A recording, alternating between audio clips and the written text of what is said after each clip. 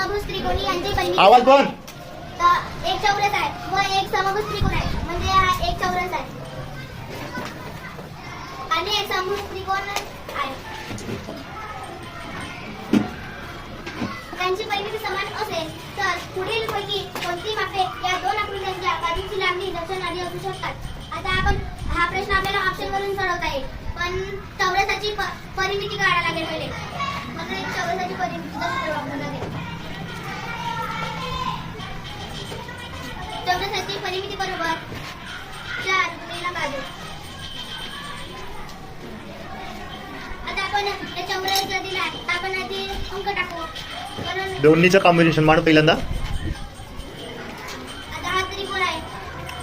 आता हा चौरसाची त्रिकोणाची परिमिती काढायला लागेल.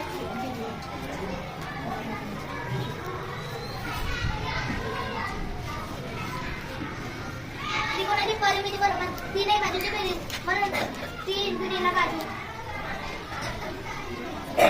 आता इथे आपण अंक टाकू. चौरसामध्ये 4 म्हणून 4 गुणिले बाजू म्हणून 4 बरोबर 16.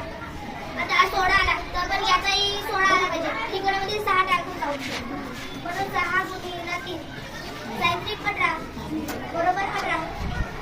आणि हे दोन्ही समान नाही आहेत म्हणून ऑप्शन का बरं समान पाहिजेत?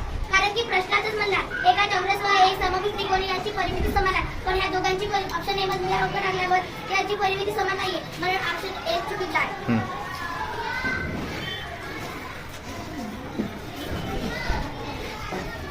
आता ऑप्शन बी टाकून पाहू.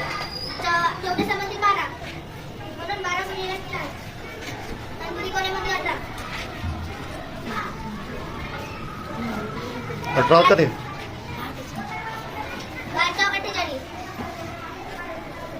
आणि 18 × 54 म्हणून हे दोनही होणार नाही म्हणून ऑप्शन बी रॉंग आहे.